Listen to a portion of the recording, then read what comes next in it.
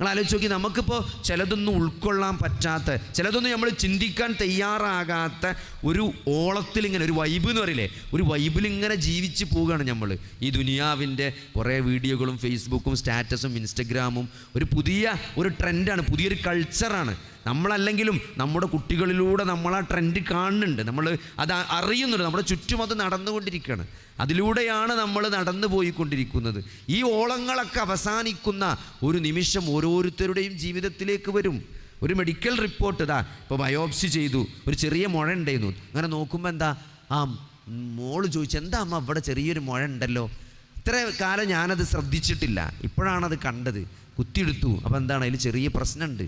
Biopsy report വന്നു, ക്യാൻസറാണ്. അപ്പോൾ വീണ്ടും പരിശോധനകൾ നടത്തി, സ്കാനിങ് നടത്തി, അത് വേറെ എവിടെയൊക്കെ പടർന്നിട്ടുണ്ട്, സർജറി ബുദ്ധിമുട്ടാണ്, ഇനി കീമോ കൊടുക്കാം.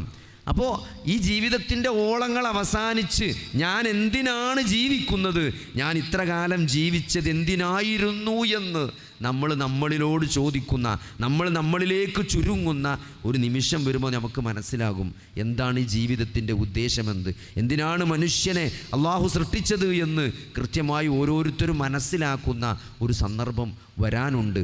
അത് എത്ര നേരത്തെ നമ്മൾ തിരിച്ചറിഞ്ഞ് ഈ കഴിഞ്ഞകാല ജീവിതത്തിലെ വിഷമങ്ങൾ, കഴിഞ്ഞകാല ജീവിതത്തിലെ നഷ്ടബോധം വീണ്ടെടുത്തുകൊണ്ട് ശേഷിച്ച ജീവിതം നിലപാട് നന്നാക്കി തീർത്ത് നന്മകൾ വർദ്ധിപ്പിച്ചുകൊണ്ട് മുന്നേറാൻ നമുക്ക് സാധിക്കുന്നുണ്ടെങ്കിൽ, ആ തിരിച്ചറിവ് നമുക്ക് ജീവിതത്തിൽ എത്ര നേരത്തെ കൈവരിക്കാൻ സാധിക്കുന്നുണ്ട് എന്നത്, അതേപോലെ ആ കൈവരിച്ച ആ അതിജീവനുണ്ടല്ലോ, ആ കൈവരിച്ചത് അത് പ്രായോഗികമായി ശിഷ്ടജീവിതത്തിൽ പ്രതിഫലിപ്പിക്കാൻ കഴിയണം. ആ ഒരു ബോധം ഉണ്ടായിട്ട് കാര്യമില്ല, അത് ബാക്കി ജീവിതം കണ്ടാൽ അത് നമുക്ക് ബോധ്യപ്പെട്ടിട്ടുണ്ട് എന്ന് നമ്മളെ ബോധ്യപ്പെടുത്താൻ കഴിയണം. അത് നമ്മുടെ നമസ്കാരം, നമ്മൾ ചെയ്യുന്ന കർമ്മങ്ങൾ, അതേപോലെ തന്നെ നമ്മുടെ ഉദ്ദേശങ്ങൾ, നിയ്യത്തുകൾ, ഇതൊക്കെ നന്നാക്കിക്കൊണ്ട് ഒരു നല്ല വ്യക്തിത്വത്തിൻ്റെ ഉടമയാകാൻ, ഒരു നല്ല ജീവിതം ഇവിടെ നിന്ന് അങ്ങോട്ട് ജീവിക്കാൻ ഈ റമദാൻ നമുക്ക് ഒരു പ്രതീക്ഷ നൽകേണ്ട, ഒരു പ്രേരണ നമുക്ക് നൽകേണ്ടതുണ്ട്. അതിന് വലിയൊരു അവസരം ഒരുക്കിക്കൊണ്ടാണ് അള്ളാഹു നമുക്ക് റമദാൻ നൽകിയിട്ടുള്ളത്. അപ്പോൾ അങ്ങനത്തെ ഒരു മനസ്സോടുകൂടെയാണ് നമ്മൾ ഈ റമദാനിലേക്ക് പോകേണ്ടത്. എത്രയോ കാലം നമ്മൾ നോമ്പ് നോറ്റിട്ടുണ്ട്, ഇനിയും ഇൻഷാ അല്ലാഹ് നമ്മൾ നോമ്പ് നോൽക്കുക. അതൊരു റമദാൻ 1 തുടങ്ങി 30 അവസാനിച്ച്, അതൊക്കെ കൂടി റമദാൻ 1 ചില കാര്യങ്ങളൊക്കെ തുറന്നു വെച്ച് 30 അവസാനിപ്പിച്ച് നമ്മൾ മുന്നോട്ട് പോകുന്ന ഒരു സ്ഥിരം റമദാനായിട്ട് ഈ റമദാൻ മാറാൻ പാടില്ല. നമ്മളെ 7 നാളെ നമ്മളെ കർമ്മരേഖ നമ്മളെ കയ്യിൽ കിട്ടുന്ന സമയത്ത് ആ കർമ്മരേഖയിൽ 2024 റമദാൻ അതൊരു അടയാളപ്പെടുത്തപ്പെട്ട റമദാനായി മാറണം. അതൊരു രേഖപ്പെടുത്തപ്പെട്ട് ഇങ്ങനെ കാണണം നമ്മൾ 7. ആ റമദാനിന് ശേഷമാണ് വലിയൊരു മാറ്റമുണ്ടായത്. അങ്ങനെ തന്നെ നമ്മൾ ഓരോ ജീവിതവും, നാളെ ഒരു നോമ്പ് 1 കഴിഞ്ഞ് നോമ്പ് 2 നമ്മൾ പോകുമ്പോൾ നമ്മൾ എത്ര മാറി, നമ്മൾ നാളെ റബ്ബിനെ കണ്ടുമുട്ടുമ്പോൾ നമ്മളെ രേഖയിൽ എന്തുണ്ട്. പലപ്പോഴും ആളുകൾ രോഗമായിട്ടാണെങ്കിലും ഒരു പ്രയാസപ്പെട്ടൊക്കെ മരണം പ്രതീക്ഷിച്ച് കിടക്കുന്ന ഒരു അവസരം ഉണ്ടാവും, ഒരു സന്ദർഭം ഉണ്ടാവും. ഇപ്പോൾ ക്യാൻസറാണ്, ഇനി പ്രതീക്ഷയൊന്നുമില്ല എന്ന് പറഞ്ഞ് നമ്മൾ നിരാശനായി ആളുകൾ കിടക്കുന്നൊരു സന്ദർഭമുണ്ട്. അന്ന് പിന്നെ ജീവിതത്തിൽ ഒരോളം ഉണ്ടാവില്ല. നമ്മളെ ബിസിനസ്സിൽ എത്ര വരുമാനമുണ്ട് എന്ന് നമ്മൾ ചോദിക്കൂല, നമ്മൾ ദുനിയാവിൻ്റെ ഒരു കാര്യത്തെ പറ്റിയും പിന്നെ ആളുകൾ ചോദിക്കൂല. മരണത്തിലേക്ക് കാത്തുകൊണ്ടിരിക്കുന്ന, അവിടെ എന്ത് പ്രതീക്ഷയുണ്ട് എന്ന് നോക്കിക്കൊണ്ടിരിക്കുന്ന ഒരു സന്ദർഭം ഉണ്ടാവും. സത്യത്തിൽ അത് നമ്മൾ ഇപ്പം തന്നെ തുടങ്ങണം. എന്തുണ്ട്, നമ്മളെല്ലാവരും എന്താ പറയുക, മരിക്കാനിരിക്കണവരും അതാണ് പറയുക, മരണശയ്യയിൽ കിടക്കണവരും അതാണ് പറയുക.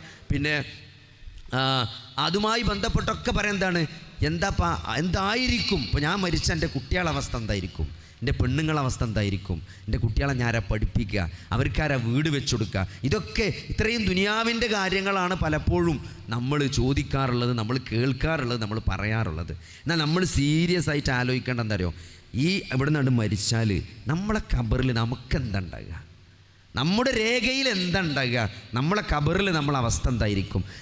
ഇവിടെ വെച്ച് ഇപ്പോഴും മരിക്കുകയാണെങ്കിൽ ആ മരണത്തിൻ്റെ മാലാകമാർ, ആ മലക്കുകൾ വരുന്നത് തന്നെ എങ്ങനെയായിരിക്കും, ആ റൂഹ് എടുക്കുന്നതോടുകൂടി ഒരു പ്രയാസകരമായ ജീവിതത്തിലേക്കാണ് നമ്മൾ പോകുന്നത് എങ്കിൽ നമ്മുടെ കാര്യം എന്തായിരിക്കും. മഹാനായ ഉസ്മാൻ ഇബ്നു അഫ്ഫാൻ റളിയല്ലാഹു അൻഹു അദ്ദേഹം ഖബർ കാണുമ്പോഴും ഖബറിനെ പറ്റി കേൾക്കുമ്പോഴൊക്കെ ഇങ്ങനെ കരഞ്ഞുകൊണ്ട് അദ്ദേഹത്തിൻ്റെ സമൃദ്ധമായ താടിരോമങ്ങളിലൂടെ കണ്ണീരിങ്ങനെ ഉറ്റി ഉറ്റി വീഴുമായിരുന്നു എന്നാണ്.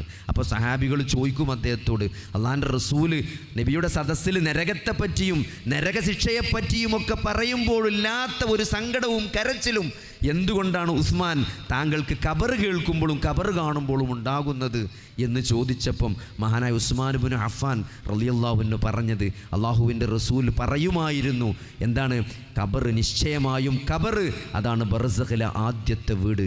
അവിടെ ഒരാൾക്ക് പ്രയാസമാണെങ്കിൽ അവിടുന്ന് അങ്ങോട്ടൊക്കെ പ്രയാസമായിരിക്കുമെന്നാണ്. അവിടെ എളുപ്പമാണെങ്കിൽ അവിടുന്ന് അങ്ങോട്ടൊക്കെ എളുപ്പമായിരിക്കുന്നതാണ്. നിങ്ങൾ ആലോചിച്ച് നോക്കി, ആ ഖബർ അതൊന്നും ഇത്ര ദൂരത്തല്ല.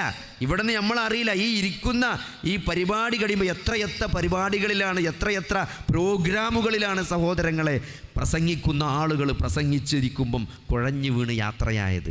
എത്രയെത്ര ആളുകളാണ് പ്രസംഗിച്ച് ആ പ്രസംഗം കേൾക്കുമ്പോൾ അത് കേട്ടിട്ടും കേട്ട് പ്രസംഗം തീർന്ന ആളുകളൊക്കെ പോയിട്ടും ആ കസേരയിൽ എണീക്കാതെ ഇരുന്ന് പോയിട്ടുള്ള എത്രയെത്ര ആളുകൾക്ക് ഈ ലോകം, ഈ ദുനിയാവ് സാക്ഷിയാണ്. അതുകൊണ്ട് നമുക്ക് ആർക്കും ഉറപ്പില്ല ഞാൻ ഈ പ്രസംഗം പൂർത്തിയാക്കുമെന്നോ, നിങ്ങളിവിടുന്ന് ഈ സീറ്റിൽ നിന്ന് നിങ്ങളാണോ എഴുന്നേൽക്കുക അതോ മറ്റാരെങ്കിലും നിങ്ങളെ എഴുന്നേൽപ്പിക്കുകയാണോ എന്നുപോലും നമുക്ക് ഗ്യാരണ്ടി പറയാൻ സാധ്യമല്ലാത്ത അത്രയും നിസ്സഹായമായ ഒരവസ്ഥയിലാണ് മനുഷ്യൻ ജീവിച്ചു കൊണ്ടിരിക്കുന്നത്. അതുകൊണ്ട് നമ്മളെ ഖബർ എന്ന് പറയുമ്പോൾ അങ്ങനെ കുറേ കഴിഞ്ഞിട്ടാണെന്ന് വിചാരിക്കാനല്ല, ഈ പരിപാടി അവസാനിക്കുന്നതിന് മുമ്പ് ബർസഖിയായ ഒരു ലോകത്തേക്ക് ഒരു പക്ഷേ നമ്മൾക്ക് പോകേണ്ടി വരും.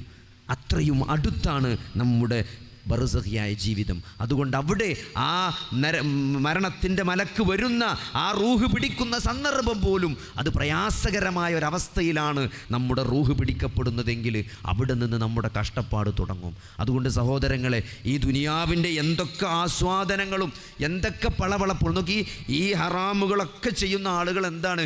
കേവലം ആസ്വാദനത്തിന് വേണ്ടി ചെയ്യാണ്. വികാരങ്ങൾക്ക് അടിമപ്പെട്ടുകൊണ്ട് സന്തോഷത്തിന് വേണ്ടി, ദുന്യവിയായ നൈമിഷികമായ ചില ആസ്വാദനങ്ങൾക്ക് വേണ്ടിയാണ് അവർ ഈ ജീവിതത്തെ നശിപ്പിക്കുന്നതെങ്കിൽ അതൊക്കെ വളരെ ഷോർട്ട് ലാസ്റ്റ്, വളരെ കുറഞ്ഞ സമയമാണ്. ദുനിയാവിൻ്റെ ഏതൊരു സന്തോഷവും അങ്ങനെയാണ്, അത് കുറച്ച് നേരം നിൽക്കുള്ളൂ, വളരെ കുറച്ച് നേരം. അത് കഴിഞ്ഞാൽ അതിൽ സന്തോഷം ഉണ്ടാവില്ല. ഒരു പുതിയ ഫോണ് അത് വാങ്ങണം നിങ്ങൾ ആഗ്രഹിക്കുന്നുണ്ടെങ്കിൽ ആ ആഗ്രഹമാണ് അതിൻ്റെ സന്തോഷം. അതിങ്ങനെ ആഗ്രഹിച്ച് അത് കയ്യിൽ കിട്ടിയാൽ പിന്നെ അതിനധികം സന്തോഷം ഉണ്ടാവില്ല. ഒരു ദിവസം അല്ലെങ്കിൽ മാക്സിമം 2 ദിവസം കഴിഞ്ഞു, പിന്നെ അതിൻ്റെ ഒരു സന്തോഷം ഉണ്ടാവില്ല. ഒരു കാറ്, ഒരു വീട്, അത് എത്ര ആളുകളാണ് കോടിക്കണക്കിന് ഉറുപ്പ്യൻ്റെ, കഴിഞ്ഞ ദിവസം എൻ്റെ ഒരു സുഹൃത്ത് പറഞ്ഞാണ്, കോടിക്കണക്കിന് ഉറുപ്പ്യൻ്റെ വീട് വെച്ചിട്ട് 6ാമത്തെ ദിവസം മൂപ്പര് മേലെന്ന് പേസ്റ്റും ബ്രഷ് കൊടുത്ത് താഴത്തെ റൂമിലേക്ക് പോന്നു. പിന്നെ ഇതുവരെ മേലേക്ക് കയറിയിട്ടില്ല എന്നാണ് പറഞ്ഞത്. കാരണം അന്ന് പ്ലാൻ വരച്ചപ്പം വലിയ റൂം, മാസ്റ്റർ ബെഡ്റൂം, അത് മേലെ വെച്ച് സംഭവം ഉഷാറാക്കി, താഴത്ത് ചെറിയ ബെഡ്റൂമാണ്. പക്ഷെ 6 ദിവസം കോണി ഇറങ്ങിയപ്പോൾ തന്നെ മതിയായി. ഇനി താഴത്തുനിന്ന് ഞാൻ പേസ്റ്റും ബ്രഷ് കൊടുത്ത് താഴത്ത് കൊണ്ടയച്ചു, ഇനി മേലക്കില്ല എന്നാണ് പറഞ്ഞത്. ആലോചിച്ച് എത്രയും കോടിക്കണക്കിന് ഉറുപ്പ്യക്ക് വീടുണ്ടാക്കിയിട്ട് അതെന്ത്, ആ റൂമിന് വേണ്ട, ആ സന്തോഷം അത്രേ ഉള്ളൂ. 6 ദിവസം ആ സന്തോഷം നിന്നിട്ടുള്ളൂ. ഞാൻ പറഞ്ഞ ദുനിയാവിൻ്റെ ഏതൊരു സന്തോഷം ഇത്ര നീളം ഉണ്ടാവുള്ളൂ. കാരണം അത് ഒരു കാറ് വന്ന് അടുത്ത കാർ ഇറങ്ങുമ്പം ആ കാറിൻ്റെ പുതുമ നഷ്ടപ്പെടും. അപ്പം അതുകൊണ്ട് സഹോദരങ്ങളെ, പടച്ചോൻ എപ്പോഴും പറയുന്നൊരു വാക്കുണ്ട്, സ്വർഗത്തെ പറ്റി പറയും, ഖാലിദീന ഫീഹ. അവിടെ നിരാശല്ല, അവിടുത്തെ സന്തോഷം അബദനാണ്, എന്നുള്ള ശാശ്വത സന്തോഷമാണ്. ഇവിടുത്തെ സന്തോഷം ഒരിക്കലും അങ്ങനെ നിൽക്കൂല, അത് കുറച്ച് കഴിയുമ്പോൾ പോകും. ഈ സന്തോഷത്തിന് വേണ്ടി ഹറാമുകൾ സമ്പാദിക്കുന്ന ആളുകൾ എത്ര സമ്പാദിച്ചാലും നിങ്ങൾ നോക്കി, ഒരു മാക്സിമം വലിയ പൈസക്കാരനാകുക എന്ന് പറഞ്ഞാൽ ആരാപ്പാണ്? ലോകത്തിലെ ഏറ്റവും വലിയ, ഇപ്പോൾ ഇന്ത്യയിൽ നിങ്ങൾ എടുത്തു നോക്കിയാൽ അംബാനി ആകാനാ മാക്സിമം ഇപ്പോൾ ഒരാൾക്ക് പറ്റുള്ളൂ. അതിൻ്റെ അപ്പുറത്തേക്കും അത്ര വലിയ പൈസക്കാരനായാലും സഹോദരങ്ങളെ, അദ്ദേഹത്തിൻ്റെ വീട് പറഞ്ഞാൽ എന്താ, ബോംബെയിലൊരു വീട് 15,000 കോടിൻ്റെ വീട് അത്രേ. പക്ഷെ നിങ്ങൾ ആലോചിച്ച് നോക്കി, ബോംബെയിലൊരു ചെറിയൊരു സ്ഥലത്തുള്ള വീടാണ് ഇപ്പോൾ ഇത്. എന്നാൽ സ്വർഗം എന്ന് പറഞ്ഞാൽ എന്താണ്? ഏറ്റവും ചെറിയൊരു സ്വർഗം എന്ന് പറഞ്ഞാൽ ഈ ദുനിയാവിൻ്റെ മുഴുവൻ ആഡംബരങ്ങളും നിങ്ങൾ കണക്കൂട്ടിയാൽ അതിനേക്കാൾ 10 മടങ്ങുണ്ടാവുന്നതാണ്. ഈ ലോക ചരിത്രത്തിൽ എത്രയോ വലിയ ചക്രവർത്തിമാരും കോടീശ്വരന്മാരും കഴിഞ്ഞു പോയിട്ടുണ്ട്. അവരൊക്കെ എത്ര സുഖാഡംബരങ്ങളാണ് ലോകത്ത് ആസ്വദിച്ച് കഴിഞ്ഞു പോയത്. ഈ ലോകം മുഴുവൻ നിങ്ങൾക്ക് കിട്ടിയാലും ഇപ്പം എത്ര നിങ്ങൾക്ക് ആസ്വദിക്കാൻ പറ്റും? അതിൻ്റെ 10 മടങ്ങാണ് ഒരു മിനിമം സ്വർഗം, ഒരു ഏറ്റവും ലോവസ്റ്റ് ദറജയിലുള്ള സ്വർഗം എന്ന് പറഞ്ഞാൽ. അത് നമുക്കിപ്പോൾ ആർക്കെങ്കിലും അങ്ങനത്തെ ഒരു ഫ്ലാറ്റും ഒരു ബംഗ്ലാവും നമുക്കിപ്പോൾ പുരുഷായുസ് കൊണ്ട് നേടിയെടുക്കാൻ പറ്റുമോ?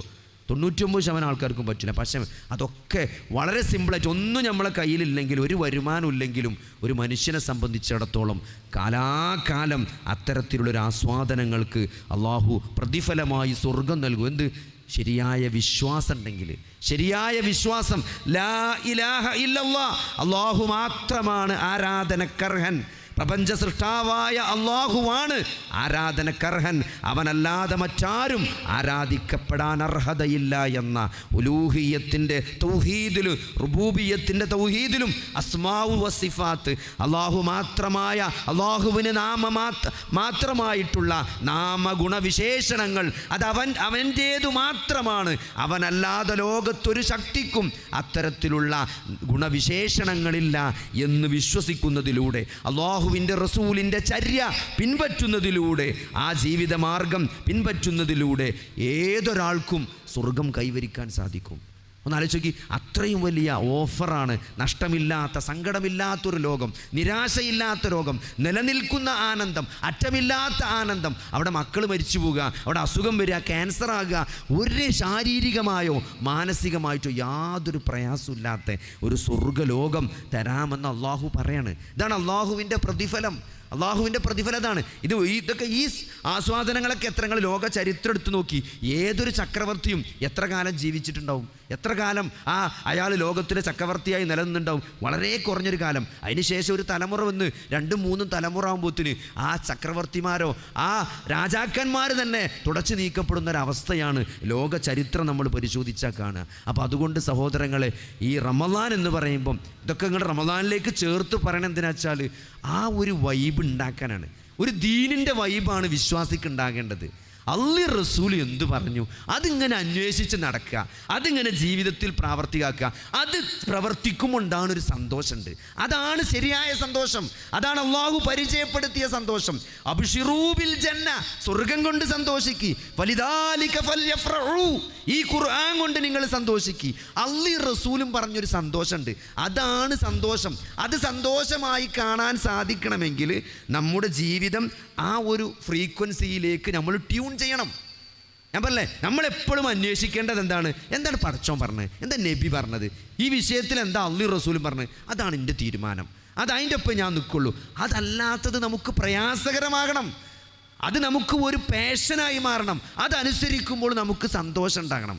അതാണ് ശരിയായ സന്തോഷം. നിങ്ങൾ ആലോചിക്ക്, പെരുന്നാളിൻ്റെ അന്ന് രാവിലെ നമ്മളെ ബാപ്പാക്ക് അറ്റാക്ക് ഉണ്ടായി, ICUയിൽ കിടക്കുകയാണ് അല്ലേ? ICUയിൽ ആൻജിയോപ്ലാസ്റ്റി ഒക്കെ ചെയ്ത് സുബൈക്ക് വാപ്പ സുബൈൻ്റെ മുമ്പിന് നെഞ്ഞുവേദന ആയിട്ടാണ് ഇരിക്കുന്നത്. നമ്മൾ കൊണ്ട് ECG എടുത്തു, അറ്റാക്കാണെന്ന് പറഞ്ഞു. വാപ്പ ICUയിൽ കിടക്കുകയാണ്, ആൻജിയോപ്ലാസ്റ്റി ഒക്കെ ചെയ്ത്. പെരുന്നാളിൻ്റെ ഒരു സന്തോഷം ഒരാളെ മുഖത്തില്ല. ചോറുമാണോ മന്തി, തലേന്ന് എന്തൊക്കെയൊന്നു ഡിസ്കഷൻ, ഏത് പായസം ഉണ്ടാക്കണം, ഇന്നിപ്പോൾ ആർക്കും ഒരു ചർച്ചയില്ല. പായസം വേണ്ട, മന്തി വേണ്ട, ഒന്നും വേണ്ട. വാപ്പ എത്രയും പെട്ടെന്ന് മാറി ഇങ്ങോട്ട് വന്നാൽ മതിയെന്നായി. പക്ഷേ നമ്മൾ പെരുന്നാൾക്ക് പള്ളിക്ക് പോകും. ആരെങ്കിലും പറയോ ഞാൻ പള്ളിയിൽ പോകില്ല, എൻ്റെ വാപ്പ ICUയിലാണെന്ന്? പോകുക ചെയ്യുക. നമ്മൾ തക്ബീർ ഉറക്കെ ചെല്ലുക ചെയ്യുക. അതാണ് സന്തോഷം. അത് പെരുന്നാളിൻ്റെ സന്തോഷം നഷ്ടപ്പെടൂല. അള്ളാഹു അവിടെ പ്രഖ്യാപിച്ച വലിതുകബ്ബിറുല്ലാഹ അലാ മാ ഹദാക്കും, അള്ളാഹു നിങ്ങൾക്ക് നൽകിയ ആ ഗൈഡൻസിൽ, ഹുദയിൽ, മാർഗദർശനത്തിൽ നിങ്ങൾ അള്ളാഹുവിനെ തക്ബീർ ചെയ്യാൻ അത് നമുക്ക് പറ്റും. അത് ഏത് സങ്കടത്തിൻ്റെ, നമ്മൾ സങ്കടമാണ്, ദുഃഖമാണ് എന്നൊക്കെ പറഞ്ഞാലും അങ്ങനെ സന്തോഷിക്കാൻ ഏതവസരത്തിലും വിശ്വാസിക്ക് സാധിക്കും. അതാണ് ഈ വിശ്വാസം നൽകുന്ന കരുത്ത്, അതാണ് ഈ വിശ്വാസം നൽകുന്ന ജീവൻ. നമുക്ക് ഈ ദുനിയാവിൽ അള്ളാഹു നൽകുന്നൊരു ജീവനുണ്ട്, അത് ഈ ദീനാണ്. ആകാശലോകത്തു നിന്ന് പ്രവാചകന്മാർ, ആകാശലോകത്തു നിന്ന് മലക്കുകൾ വഴി പ്രവാചകന്മാർക്ക് വഹിയായി കിട്ടിയ ആ ദീൻ, വേദഗ്രന്ഥങ്ങളിലൂടെ പ്രവാചകന്മാരിലൂടെ 1400 വർഷത്തെ ഇസ്ലാമിൻ്റെ പൈതൃകത്തിലൂടെ നിലനിന്നു പോകുന്ന ഖുർആനാകുന്ന, സഹീഹായ ഹദീസാകുന്ന ഈ വഹിയുണ്ട്. അത് നെഞ്ചോട് ചേർത്ത് വെക്കാൻ, അത് പഠിക്കാൻ, അത് പ്രയോഗവൽക്കരിക്കാൻ, അതിൽ സന്തോഷം കണ്ടെത്താൻ, അത് അനുസരിക്കപ്പെടാതെ പോകുമ്പം, അത് ലംഘിക്കുമ്പം ഒരു വിഷമുണ്ടാകണം. അതാണ് ഈമാൻ എന്ന് പറയുന്നത്. അത് കൈവരിക്കാനുള്ള ഏറ്റവും നല്ലൊരവസരമാണ് ഈ റമദാൻ. അങ്ങനെ ആ ഒരു തരത്തിൽ കാര്യങ്ങളെ കണ്ടുകൊണ്ട് നമ്മൾ റമദാനിനെ നമ്മൾ ക്രമപ്പെടുത്തുമ്പോൾ, റമദാനിലെ നമ്മൾ വരവേൽക്കുമ്പോൾ അതിൻ്റെ എല്ലാ പുണ്യങ്ങളും നേടാൻ നമുക്ക് സാധിക്കും.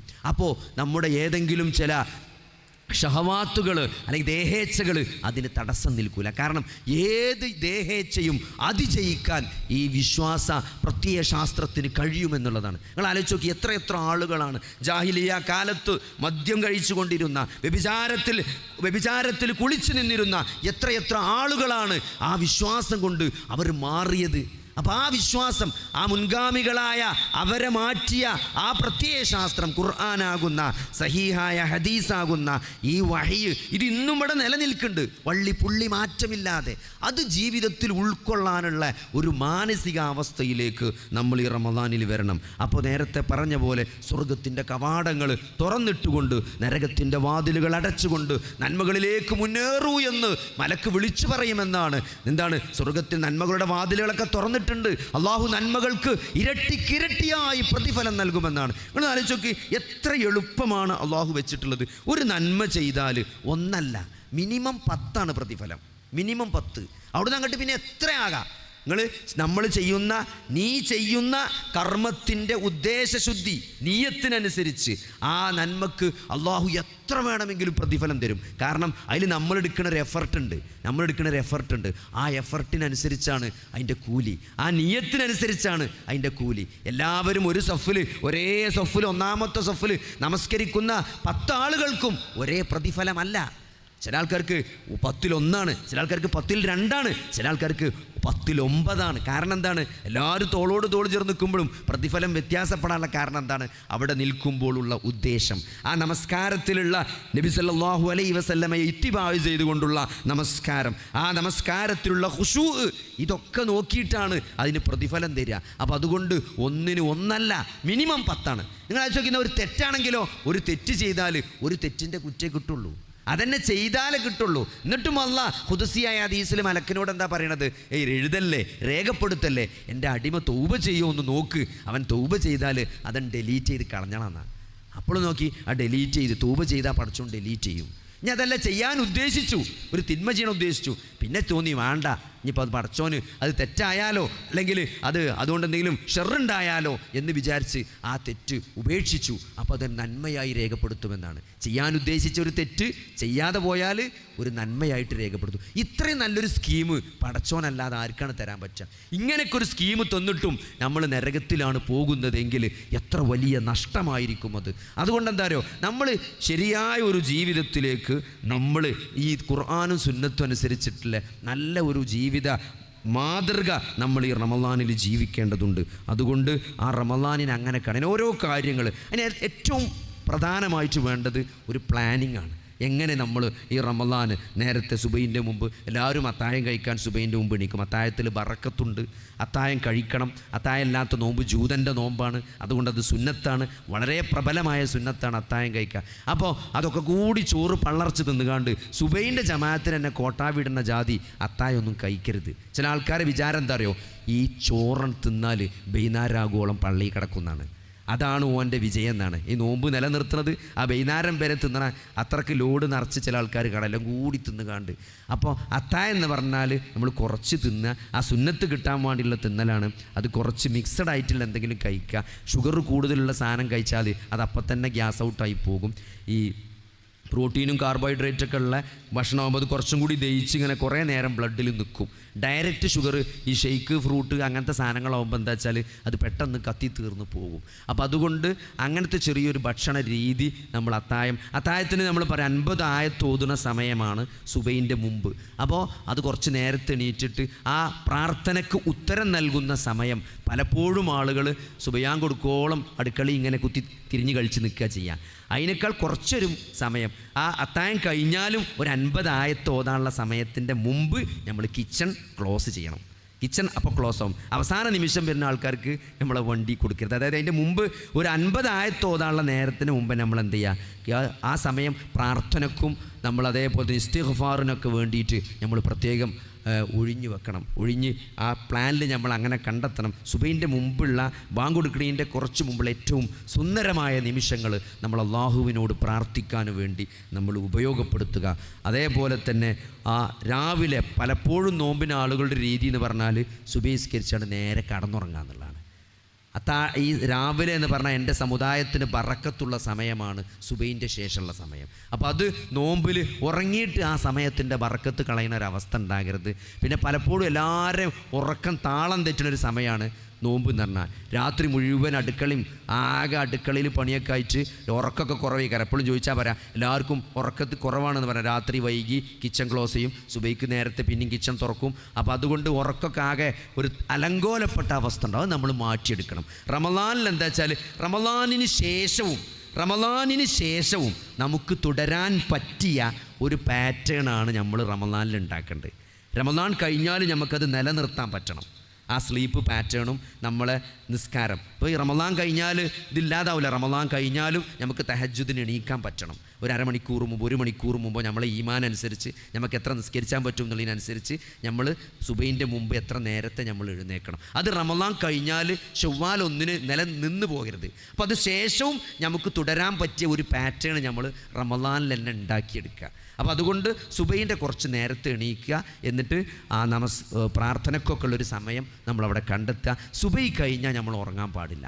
ആ ശീലം നമ്മൾ ഒഴിവാക്കുക.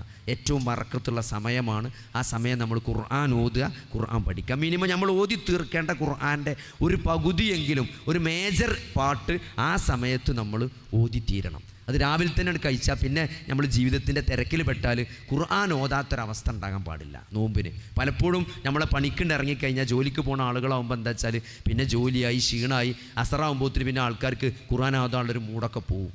പിന്നെ അങ്ങനെ മഗ്‌രിബായാൽ മതി വാച്ച് നോക്കിയിട്ട് കടലറ്റ് ചുടുന്നതും സമൂസ ഉണ്ടാക്കണതും ഇങ്ങനെ പോയി നോക്കുക ചെയ്യുക ചില ആൾക്കാർ. അപ്പോൾ അതൊക്കെ മാറ്റിയിട്ട് എന്ത് ചെയ്യണം, ആ സമയത്തേക്ക് ഓതൽ വെക്കാതെ രാവിലത്തെ വക്തിൽ തന്നെ ആ സമയത്ത് തന്നെ സുബൈ കഴിഞ്ഞിട്ടുള്ള നേരത്തെ തന്നെ ഓതേണ്ടതും ഖുർആനുമായി ബന്ധപ്പെട്ട ഏറ്റവും കൂലി കിട്ടുന്ന കാര്യങ്ങളൊക്കെ അപ്പം തന്നെ ചെയ്തു തീർക്കാൻ നമ്മൾ ശ്രമിക്കുക. അതേപോലെ തന്നെ ഈ ഫർള് നമസ്കാരവുമായി ബന്ധപ്പെട്ട് പറയാനുള്ളത്, നമ്മളൊക്കെ ഓരോ ടൈപ്പ് ആൾക്കാരായി. കാരണം അപ്പോൾ ഇതിൽ വ്യത്യസ്തരായ ആളുകളുണ്ട്. 5 വക്ത് പള്ളിയിൽ പോയി നിസ്കരിക്കണവരുണ്ട്, 5 വക്തും റവാത്തിബും കൃത്യമായി നിസ്കരിക്കണവരുണ്ട്, ളുഹ നിസ്കരിക്കണവരുണ്ട്. എല്ലാ ടൈപ്പ് ആൾക്കാരുണ്ട് ഇതിൽ. 5 വക്തിനും പള്ളിയൊക്കെ പോകാത്തവരുണ്ട്, ഒറ്റക്ക് നിസ്കരിച്ചവരുണ്ട്, മഗ്‌രിബിൻ്റെ മുമ്പ് അസർ നിസ്കരിച്ചവരുണ്ട്. അങ്ങനത്തെ ഓരോ ടൈപ്പ് ആൾക്കാരാണ്. ചില ആൾക്കാർ ബാങ്ക് കൊടുത്തേക്ക് പള്ളിയിൽ പോകും, ചില ആൾക്കാർക്ക് ലൂറ് നിസ്കരിക്കണമെങ്കിൽ അസറാൻ കൊടുക്കാൻ 10 മിനിറ്റ് ആകേണ്ടി വരും, അപ്പോൾ അസർ നിസ്കരിക്കുന്ന ആൾക്കാരുണ്ടാവും. അങ്ങനെ പല ടൈപ്പ് ആൾക്കാരുണ്ട് ഇതിൽ. അപ്പോൾ നമ്മൾ എല്ലാവർക്കും കൂടി ഫോളോ ചെയ്യാൻ പറ്റിയൊരു പാറ്റേൺ എന്ന് പറഞ്ഞാൽ നമ്മൾ ഓരോരുത്തരും ഇമ്പ്രൂവ് ചെയ്യണം. മിനിമം ഒരു 5 വക്തെങ്കിലും പള്ളിയിൽ പോണ അവസ്ഥ ഉണ്ടാകണം. അത്രയും നമുക്ക് ഒഴിച്ചുകൂടാൻ പറ്റാത്ത, നാളെ പടച്ചോൻ്റെ മുമ്പിൽ വിചാരണൻ്റെ സമയത്ത് എനിക്ക് ഇന്ന കാരണം കൊണ്ടാണ് പള്ളിയിൽ പോകാൻ പറ്റാത്തത് എന്ന് നമുക്ക് പറയാൻ പറ്റിയൊരു കാരണം ഉണ്ടെങ്കിലും ഓക്കെ. അതല്ലാത്തവരൊക്കെ ഒരു 5 വക്തും പള്ളിയിൽ പോണ അവസ്ഥ ഉണ്ടാകണം. നമ്മളെ പറ്റി ചോദിച്ചാൽ, ഇപ്പം നിങ്ങളെ പറ്റി ഇപ്പം നിന്നെ പറ്റി ചോദിച്ചാൽ എനിക്ക് പറയാൻ പറ്റണം.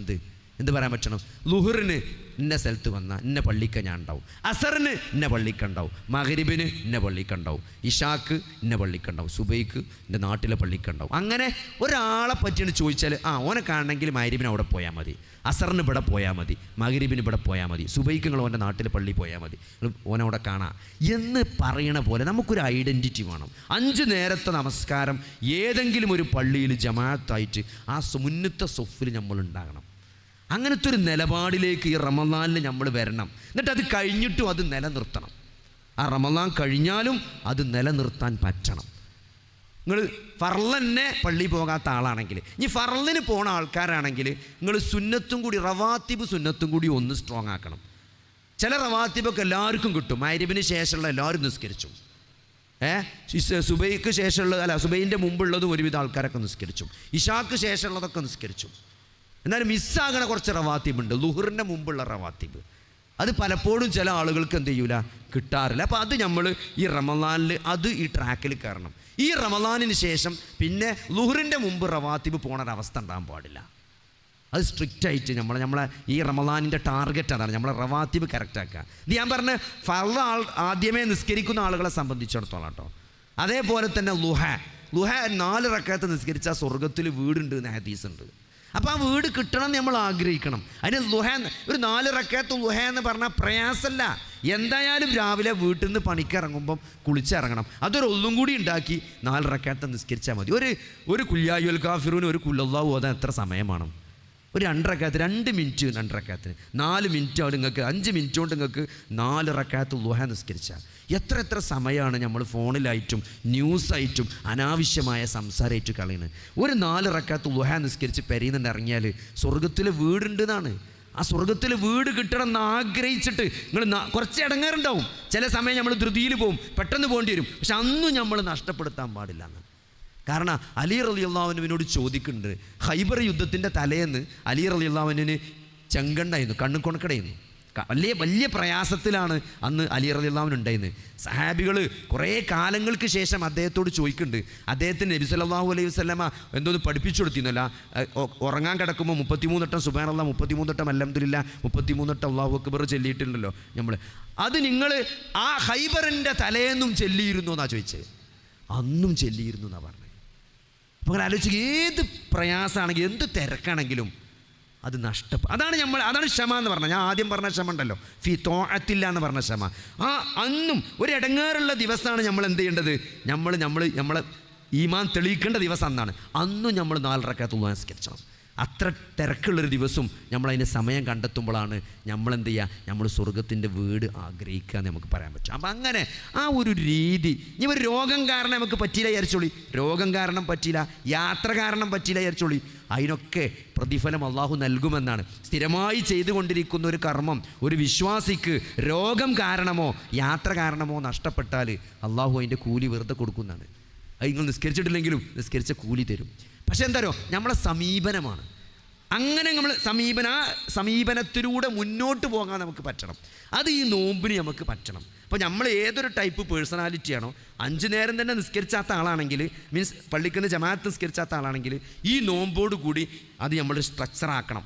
അതിന് നമ്മൾ കുറച്ച് റിസ്ക് എടുക്കണം. അപ്പോഴാണ് സഹോദരങ്ങളെ നമ്മൾ ലഅല്ലക്കും തത്തഖൂൻ, തെക്കുവയുണ്ടാകാൻ വേണ്ടിയിട്ടാണ് നോമ്പ് നിർബന്ധമാക്കിയത്. അല്ലാതെ നമ്മൾ പെൽച്ചക്ക് എല്ലാവരും നീച്ചപ്പം പെൽച്ചക്ക് നീച്ച് എല്ലാവരും നോമ്പറക്കുമ്പോൾ എവിടെയെങ്കിലും പോയി നോമ്പറന്നിട്ട് എല്ലാവരും നോൽക്കണമായൊരു നോൽമ്പല്ല നമ്മൾ നോക്കേണ്ടത്. നമ്മളെ നോമ്പിന് കൃത്യമായൊരു ഉദ്ദേശമുണ്ട്. തെക്കുവ കൂടണം, നമ്മുടെ ജീവിതം നന്നാകണം, അള്ളാഹുവിനോടും റസൂലിനോടുമുള്ള നമ്മുടെ സമീപനം മാറണം. അതിന് ആത്മാർത്ഥമായി ആഗ്രഹിച്ച് പണിയെടുക്കണം. അത് ഈ നോമ്പിന് വലിയ എളുപ്പമുണ്ടാവും അത് ചെയ്യാൻ. അത് ചെയ്തു കഴിഞ്ഞാൽ നോമ്പിന് ശേഷം അത് നിലനിർത്താൻ തൗഫീക്ക് പടച്ചോൻ തരും. അങ്ങനെയാകണം നമ്മുടെ നോമ്പ്. അതേപോലെ സഹോദരങ്ങൾ 5 നേരത്തെ നിസ്കാരം ഫർള്, അതിനുശേഷം അതിലെ പ്രാർത്ഥനകൾ. നമസ്കാരത്തിന് കുറച്ച് നേരത്തെ പള്ളിക്ക് വരിക. ചില ആൾക്കാർ ദജ്ജാലിനെ പിടിച്ചാനാണ് വരിക. തമാശക്ക് പറയും ദജ്ജാലിനെ പിടിച്ചാൽ, മസീഹു ദജ്ജാലിനുണ്ടല്ലോ അവസാനം സലാം വീട്ടണീൻ്റെ മുമ്പ് നിസ്കരിച്ചാൻ വരുന്നതിന് ദജ്ജാലിനെ പിടിച്ചാൻ വരിക അറിയാം. ചില ആൾക്കാർ അവസാനത്തെ ദജ്ജാലിനൊക്കെ വരിക. അത് പോകരുത്. ആ അവ്വൽ തക്ബീറത്തുൽ ഇഹ്റാം ഇമാമ് ചെല്ലുമ്പോൾ നമ്മളതിൻ്റെ ബാക്കിൽ വേണം. അതൊരു വാശിയാണ്, അതൊരു നിർബന്ധ ബുദ്ധിയാകണം. അതിനാണ് വാശി വേണ്ടത്. അല്ലാതെ ഓൻ വീടുണ്ടാക്കിയ മാതിരി വീടുണ്ടാക്കാനല്ല. ഓന് മകൻ എഞ്ചിനീയറിംഗ് പഠിച്ചു, എൻ്റെ മകൻ എഞ്ചിനീയറിങ്ങിന് പോട്ടെ, അതിനല്ല വാശി വേണ്ടത്. സുബൈ ജമാഅത്തിന് നമ്മൾ ഇമാമു തക്ബീർ ചൊല്ലുമ്പോൾ നമ്മളവിടെ ഉണ്ടാവും. ളുഹർ ജമാഅത്തിന് ഇമാമു തക്ബീർ ചൊല്ലുമ്പോൾ നമ്മളവിടെ ഉണ്ടാകും. അതിനാണ് നമ്മൾ വാശി പിടിക്കേണ്ടത്.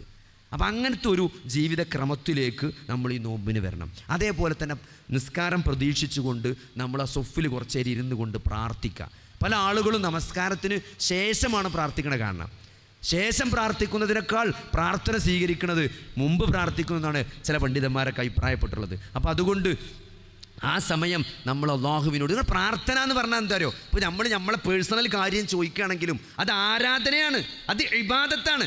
എൻ്റെ മകന് പാസ്സാകണേ, എൻ്റെ മകന് മാർക്ക് കിട്ടണേ, എൻ്റെ മകന് നല്ലൊരു ജോലി കിട്ടണേ എന്ന് ദുനിയാവിൻ്റെ കാര്യം നിങ്ങൾ പ്രാർത്ഥിച്ചാലും അത് ഇബാദത്താണ്. അദ്ദുആഉ ഹുവൽ ഇബാദ, പ്രാർത്ഥന അതുതന്നെയാണ് ആരാധന. കാരണം അത് അള്ളാഹിനോടാണ്, അത് അള്ളാഹുവിനോടാണ്. അപ്പോൾ അത് ആരാധനയാണ്. ആ പ്രാർത്ഥനയ്ക്ക് അള്ളാഹു ഉത്തരം നൽകിയാൽ, മകന് ജോലി കിട്ടി, നമ്മൾ ആഗ്രഹിച്ചതൊക്കെ നേടിയാലും പടച്ചോനെ അത് അള്ളാഹു അത് തരാതെ അത് മാറ്റിവെച്ചാൽ അതിന് ഇരട്ടിക്കൂലി, അതിന് കുറേ കൂലി കൂടുക ചെയ്യുക. നമ്മൾ കാര്യം നിരന്തരമായി ചോദിച്ച് നമുക്ക് തന്നിട്ടില്ലെങ്കിൽ ആ പ്രാർത്ഥനകളൊന്നും നഷ്ടമാവില്ല. അതിനൊക്കെ നമുക്ക് അള്ളാഹു കൂലി തരുമെന്നാണ്. അപ്പോൾ അതുകൊണ്ട് ആ സമയം നമ്മൾ പ്രാർത്ഥിച്ച് നമ്മളെന്ത് ചെയ്യുക, ആ ജമാഅത്തിന് കുറച്ച് നേരത്തെ. കാരണം നോമ്പിന് നമുക്കറിയാം, നോമ്പിന് എന്താ വെച്ചാൽ പള്ളിക്കലൊക്കെ തിരക്ക് കൂടുതലേക്കാരം. അപ്പോൾ സ്ഥിരമായി ആദ്യത്തെ സൊഫിൽ 12:15 12:30 ജമാഅത്താണെങ്കിൽ 12:25 ചെന്നാൽ തന്നെ ഒന്നാമത്തെ സൊഫിൽ സാധാരണ നമുക്ക് സീറ്റ് ഉണ്ടാവും. പക്ഷേ നോമ്പിന് 12:25 ചെന്നാൽ കിട്ടൂല, 12:15 ചെല്ലേണ്ടി വരും. എന്നാലേ അപ്പോൾ നോമ്പിന് സ്ഥിരമായി മുന്നത്തെ സഫിലിരുന്ന ആളുകൾ ആ നേരത്തെ എത്താൻ പറ്റാത്തത് കൊണ്ട് ആ അവസ്ഥ നഷ്ടപ്പെടാൻ പാടില്ല. നോമ്പിന് നമ്മൾ മുന്നത്തെ സഫ് തന്നെ വേണം. അപ്പോൾ നമ്മൾ 12:15 പള്ളിക്കലെത്തേണ്ടി വരും. കാരണം അവിടെ നോമ്പിന് മാത്രം കാണുന്ന കുറച്ച് ആൾക്കാർ മുന്നിലിരിക്കുന്നുണ്ടാവും. അവർ കാരണമായി നമ്മളെ സീറ്റ് നമുക്ക് നഷ്ടപ്പെടാൻ പാടില്ല. അപ്പോൾ അതുകൊണ്ട് നേരത്തെ പള്ളിയിലെത്തുക, പ്രാർത്ഥിക്കുക. അപ്പോൾ നമസ്കാരം ഫർളും റവാത്തിബും നമ്മൾ നോമ്പിന് നഷ്ടപ്പെടാത്തൊരവസ്ഥ ഉണ്ടാകുക. 5 നേരത്തെ നിസ്കാരം, അതിൻ്റെ മുമ്പും ശേഷമൊക്കെ ഉള്ള റവാത്തിബ് സുന്നത്തുകൾ നമ്മൾ കൃത്യമായിട്ട് എന്ത് ചെയ്യുക, നമസ്കരിക്കുക. അതേപോലെ പിന്നെ പിന്നെ സുന്നത്ത് നമസ്കാരങ്ങളിൽ നമ്മൾ ഖിയാമുല്ലയിൽ രാത്രി ദീർഘമായിട്ടുള്ള നമസ്കാരം അത് നമ്മൾ ശീലിച്ചിട്ടില്ലെങ്കിൽ ഈ നോമ്പിനത് ശീലിക്കണം. ജീവിതത്തിൽ ഒരിക്കലെങ്കിലും സഹോദരങ്ങളെ നമ്മൾ ദീർഘമായിട്ടൊന്ന് നമസ്കരിക്കണം. അള്ളാഹുവിൻ്റെ റസൂലിനെ പറ്റിയൊക്കെ പറഞ്ഞതാണ്, കാലിൽ നീര് വരുവോളം അള്ളാഹിൻ്റെ റസൂൽ നേരം പുലരുവോളം നമസ്കരിച്ചിരുന്നു. നിങ്ങൾ ആലോചിച്ച് നോക്കി, സ്വർഗം കൊണ്ട് സന്തോഷ വാർത്ത, സ്വർഗം ഉറപ്പിച്ച ഒരു പ്രവാചകനാണ് ഒരു നന്ദിയുള്ള അടിമയാകാൻ വേണ്ടിയിട്ട് നേരം വെളുക്കോളം നിന്ന് നമസ്കരിച്ചത്. ഒന്നും നിസ്കരിച്ചില്ലെങ്കിൽ ഒരു ദിവസമെങ്കിലും നമ്മൾ അങ്ങനെ ഒന്ന് രാത്രി ഖിയാമുല്ലയിൽ ദീർഘമായുള്ള രാത്രി നിന്ന് ഓതിയിട്ടുള്ള ആ നമസ്കാരം അതൊക്കെ നമ്മൾ ജീവിതത്തിൽ ഒരിക്കലെങ്കിലും അത് ആസ്വദിക്കണം. അതിനുള്ള അവസരമായിട്ട് നമ്മൾ ഈ നോമ്പ് കാണണം. അതേപോലെ തന്നെ സഹോദരങ്ങളെ, ഖുർആൻ എന്ന് പറഞ്ഞാൽ ആകാശലോകത്ത് നിന്ന് അള്ളാഹു ഭൂമിയിലേക്ക് ഇട്ട് തന്ന അള്ളാഹുവിൻ്റെ കയറാണ്. അതൊരിക്കലും നഷ്ടമില്ലാത്തൊരു കച്ചവടമാണ് ഖുർആൻ എന്ന് പറഞ്ഞാൽ. ഖുർആൻ വേദഗ്രന്ഥം പാരായണം ചെയ്യുക എന്ന് പറഞ്ഞാൽ തന്നെ നഷ്ടമില്ലാത്തൊരു കച്ചവടം എന്നാണ് വിശുദ്ധ ഖുർആൻ അതിനെപ്പറ്റി പ്രയോഗിച്ചത്. അള്ളാഹിൻ്റെ റസൂലിൻ്റെ ഹദീസിൽ കാണാം, അലിഫ് ലാം മീം. അലിഫ് ഒരു ഹർഫാണ്, ലാം ഒരു ഹർഫാണ്, മീം ഒരു ഹർഫാണ്. ഒരു ഹർഫ് ഓതിയാൽ മിനിമം 10 പ്രതിഫലം. ഒരു അലിഫ് ലാം മീം നോദിയാൽ എത്രയാണ് പ്രതിഫലം. അതുകൊണ്ട് ഖുർആൻ ഓതി ഓതി ഓതി ഓതി ഓരോ ആയത്തും ഇങ്ങനെ കേൾക്കുമ്പോൾ നമുക്ക് മനസ്സിലാകണം, ഇത് ഹൂദിലെ ആയത്താണ്, ഇത് ഖസസിലെ ആയത്താണ്, ഇത് തൗബയിലെ ആയത്താണ് എന്ന് ഒരായത്ത് കേൾക്കുമ്പം ഇഫ്ളൊന്നുമില്ലെങ്കിലും അത് കേൾക്കുമ്പോഴെങ്കിലും അത് മനസ്സിലാകുന്ന ഒരവസ്ഥയിലേക്ക് നമ്മൾ നിരന്തരം ഓതിക്കൊണ്ടിരിക്കണം. അതിനുള്ളൊരു ചാൻസാണ് റമളാൻ. ഒരു പ്രാവശ്യം ഓതിയാൽ പോരാ, അതൊക്കെ സാധാരണ ഓതുന്ന ഓത്താണ്. നമ്മൾ ഒന്നിൽ കൂടുതൽ പ്രാവശ്യം ഖുർആൻ ഇത്ര തവണ ഓതി തീർക്കണമെന്ന് ഓടിയും പറഞ്ഞിട്ടില്ല. പക്ഷേ മുൻഗാമികളൊക്കെ അങ്ങനെ ഓതുമായിരുന്നു എന്നാണ്. അവരെല്ലാം മാറ്റിവെച്ച് ഖുർആൻ പാരായണത്തിനും ഖുർആൻ പഠനത്തിനുമായി സമയം കണ്ടെത്തുമായിരുന്നു എന്നാണ്. അപ്പോൾ ഖുർആൻ്റെ വിഷയത്തിൽ നമുക്ക് പ്രത്യേക ഒരു താല്പര്യം ഈ നോമ്പിൽ ഉണ്ടാകണം. അത് കൂടുതൽ പാരായണം ചെയ്യും, പിന്നെ കൂടുതൽ ഹിഫ്ളുമാണ്. എത്രയോ സൂറത്തുകൾ നമ്മൾ ചെറുപ്പത്തിൽ മദ്രസയിലൊക്കെ പഠിച്ച് മറന്നുപോയി. ആ മറന്ന ഹിഫ്ളൊക്കെ അമ്മയുടെ തായും തബാറക്കൻ്റെ തായൊക്കെ പഠിച്ച് മറന്നവരുണ്ടാവും. ആ സൂറത്തൊക്കെ ഒന്നും കൂടി എടുത്തിട്ട് ഓതുക, പഠിക്കുക, ഒന്നും കൂടി ഹിഫ്ളാക്കുക. ഒരിക്കലും അത് ഹിഫ്ളാക്കാൻ കഴിയൂല എന്ന് ഞാൻ പറയാം, ഹിഫ്ളാക്കാൻ പറ്റും. സഹോദരങ്ങളെ ആലോചിക്കണതിനോ, നമ്മൾ അതിന് ശ്രമിച്ചാൽ അതിന് ഹിഫ്ളാക്കാൻ പറ്റിയിട്ടില്ലെങ്കിലും അതിനൊരു കൂലി പടച്ചോൻ തരും. നിങ്ങൾ ഹിഫ്ളാക്കാൻ പറ്റിയില്ല എന്നുള്ളതല്ല ഇവിടുത്തെ, അത് നോക്കിയിട്ടല്ല പടച്ചോൻ കൂലി തരാം. നിങ്ങൾ എത്ര കഴിയുമ്പോൾ മെനക്കെട്ടു എന്നുള്ളതാണ്. അള്ളാൻ്റെ റസൂൽ ഓരോ വഹി വന്നു പോകുമ്പോഴും അള്ളാൻ്റെ റസൂൽ ആ ജിബ്രീൽ ഓതിയ ഖുർആൻ ഹൃദിസ്ഥമാക്കാൻ വേണ്ടി, അത് മറന്നു പോകാതിരിക്കാൻ വേണ്ടി, അത് സഹാബത്തിന് ഓതി കൊടുക്കുമ്പം തെറ്റാതെക്കാൻ വേണ്ടിയിട്ട്, അത് ബൈഹാട്ടാക്കാൻ വേണ്ടി നബി ഇങ്ങനെ നാവിട്ടുകാണ്ട് ഇങ്ങനെ ഇടങ്ങേറായിട്ട് ഓതുമായിരുന്നു എന്നാണ്. ലാ തുഹരിക്ക് ബിഹി ലിസാനക് എന്ന ഖുർആൻ ആയത്തുണ്ട്. ലാ തുഹരിക്ക് ബിഹി ലിസാനക്. അള്ളാഹു പറയാണ് നബിനോട്, നബിയെ നിങ്ങൾ നാവിട്ട് അടിച്ചുകൊണ്ട് താങ്കൾ പ്രയാസപ്പെടണ്ട, നിങ്ങൾക്ക് ഞാൻ ഖുർആൻ പഠിപ്പിച്ചു തരാമെന്നാണ്. അപ്പോൾ നബി പോലും ഖുർആൻ പഠിക്കാനും ഓതാനും അത്രത്തോളം മെനക്കെട്ടിരുന്നു എന്നാണ്. അപ്പോൾ അതുകൊണ്ട് ഖുർആൻ നമ്മൾ പഠിച്ചത് മറന്നതൊക്കെ ഒന്നും കൂടി ഓതി നമ്മൾ ബ്രഷപ്പ് ചെയ്യണം. പിന്നെ ഖുർആൻ ഒരു പുതിയ സൂറത്ത് 2024 റമളാൻ കഴിയുമ്പം നമ്മളൊരു പുതിയ സൂറത്ത് പഠിച്ചിരിക്കണം. അത് ചെറുതാകട്ടെ വലുതാകട്ടെ, ഒരു ആയത്ത് ഒരു ദിവസം പഠിച്ചാൽ 30 ആയത്തുള്ള സൂറത്തുകൾ നമുക്ക് പഠിക്കാം. തബാറക്ക പഠിക്കാം, സജദ പഠിക്കാം. അങ്ങനത്തെ 30 ആയത്തുള്ള സൂറത്ത് ഒരു ദിവസം ഒരായത്ത് പഠിച്ചാൽ മതി. നമ്മളെ കുട്ടികൾക്കും നമ്മൾ അസൈൻമെൻറ്റ് കൊടുക്കുക. എല്ലാവരും കൂടി ഫാമിലി അടക്കം ഒരു സൂറത്ത് പഠിക്കും തീരുമാനിച്ചോ. ഓരോരുത്തരും പഠിച്ചോന്ന് വൈകുന്നേരം ഓദിച്ച് നോക്കുക. ആ കേട്ടാൽ തന്നെ നമ്മൾ പഠിക്കും. അങ്ങനെ ഒരു 30 ദിവസം കഴിയുമ്പം 30 ആയത്തുള്ള ഒരു സൂറത്ത് പുതിയത് ഈ റമളാന് കൂടി നമ്മൾ പഠിക്കും. എത്ര ഈസിയാണ്. അതേപോലെ ചെറിയ ചെറിയ ആയത്തുള്ളതാണെങ്കിൽ ഒരു 3 ആയത്ത് വെച്ച് നിങ്ങളൊരു ദിവസം പഠിക്കുകയാണെങ്കിൽ സൂറത്തുൽ വാഖിയ ഈ റമളാൻ കൊണ്ട് നമുക്ക് കാണാപാഠം പഠിക്കാൻ പറ്റും. അത്രയും ചെറിയ ഇതാ വഖഅത്തുൽ വാഖിയ ലൈസലി വഖഅത്തിയ കാദിബ, ഒരു 3 ആയത്ത് ഒരു ദിവസം പഠിക്കാൻ എന്താ പ്രശ്നമുള്ളത്? അങ്ങനെ നിങ്ങൾ ഓരോ ദിവസം 3 ആയത്ത് പഠിച്ചാൽ റമളാൻ കഴിയുമ്പം ഈ വാഖിയ കാണാപാഠാവും. നമ്മളെ കുട്ടികൾക്കും കാണാൻ പാടും. അസൈൻമെൻറ്റ് കൊടുത്തു നോക്കി, ഓരോ ഉഷാറായിട്ട് പഠിച്ചോളും. നമ്മൾ പഠിച്ചില്ലെങ്കിൽ ഓരെങ്കിലും പഠിക്കും. ആ വൈബ് നിർത്താൻ വേണ്ടി നമ്മളും അതിൻ്റെ ഒപ്പം ചൊല്ലിക്കൊടുത്താൽ മതി. അതേപോലെ അല്ലെങ്കിൽ ഒരു സൂറത്തുൽ കഹ്ഫ് നമ്മൾ തീരുമാനിക്കും, ഈ റമദാനിൽ നമ്മൾ കഹ്ഫ്, എല്ലാവരും കഹ്ഫ് എല്ലാ ആഴ്ചയും ഓതുന്നതാണ്. എല്ലാവർക്കും അതിൻ്റെ ഒരു തല തുടങ്ങിയാൽ മറ്റേ തല വരെ ഓതാൻ അറിയും. പക്ഷേ ഒരു തല മുതൽ മറ്റേ തല വരെ കൃത്യമായിട്ട് ഹിഫ്ള് പറയാൻ ആർക്കും കഴിയില്ല. അപ്പോൾ അതുകൊണ്ട് അത് ഈ റമദാനിൽ നമ്മൾ പഠിച്ചും തീരുമാനിക്കുക. സൂറത്തുൽ കഹ്ഫ് ആദ്യം മുതൽ അവസാനം വരെ അങ്ങോട്ട് ഓതി പഠിക്കുക. അതിനെന്താ ചെയ്യേണ്ടത് വെച്ചാൽ നമ്മൾ പ്ലാൻ തയ്യാറാക്കി മുന്നോട്ട് പോകുക. അങ്ങനെ ഈ റമദാൻ കഴിയുമ്പം ഖുർആനിൽ നമ്മൾ പുതിയ തലം തുറക്കണം. അതിൻ്റെ പാരായണത്തിലും അത് കേൾക്കുന്നതിലും അത് ഹിഫ്ളാക്കുന്നതിലും അത് പഠിച്ച് ഓരോ ആയത്തും ആശയങ്ങൾ പഠിച്ച് തദബ്ബുർ നടത്തുന്നതിലുമൊക്കെ നമ്മളൊരു പുതിയ തലം ഈ റമദാനോടുകൂടി നമ്മൾ തുടങ്ങണം. അത് റമദാൻ കഴിഞ്ഞിട്ടും നമ്മൾ നിലനിർത്തണം. ഒരു ജുസ് ഓതുക എന്ന് പറഞ്ഞാൽ ഒരു പ്രയാസമല്ല. ഒരു ജുസ് എന്ന് പറഞ്ഞാൽ 20 പേജാണ്. ഒരു 20 പേജാണ്. 5 പേജ് ഒരു വക്ത് കഴിഞ്ഞിട്ട് നിങ്ങൾ ഓതിയാൽ നിങ്ങൾക്ക് 5 വക്തിന് അല്ല 4 പേജ് ഒരു വക്തിന് ഓതിക്കഴിഞ്ഞാൽ നിങ്ങൾക്ക് 5 വക്ത് കൊണ്ട് 20 പേജ് ഓതാം. ലൂറ് സ്കരിച്ചിട്ട് 4 പേജ്, സുബൈ സ്കരിച്ചിട്ട് 4 പേജ്, അങ്ങനെ 8 പേജ്, 12 പേജ്, 16 പേജ്, 20 പേജ്. അപ്പോൾ ഒരു ജുസായി. അങ്ങനെ നമ്മൾ ഓരോ വക്തിന് തീരുമാനിക്കുക. അതല്ലെങ്കിൽ നേരത്തെ ഞാൻ പറഞ്ഞ പോലെ സുബൈ നിസ്കരിച്ചിട്ട് നമ്മൾ അര ജുസ് ഓതുക. ബാക്കി നമ്മൾ പകൽ മുറിച്ച് ലൂറിന് അസ്രനൊക്കെ ആയിട്ട് ഒരു 2 പേജ് ഓതിയിട്ട് ഒരു ഷെഡ്യൂൾ ഉണ്ടാക്കിയിട്ട് അത് നോമ്പ് കഴിഞ്ഞാലും നിലനിൽക്കണം. നോമ്പ് കഴിഞ്ഞാൽ ഒരു ജുസ് പറ്റൂല്ലെങ്കിൽ അര ജുസ്, 10 പേജിൽ 20 പേജിൽ 10 പേജാക്കുക, എന്നാലും അത് നിലനിർത്തുക. അങ്ങനെ ഓരോ റമദാൻ കഴിയുമ്പോഴും നമ്മളെ വ്യക്തിത്വം, ഒരു ഇസ്ലാമിക പേഴ്സണാലിറ്റി എന്നുള്ളത് അത് ഉയർന്നു വരണം.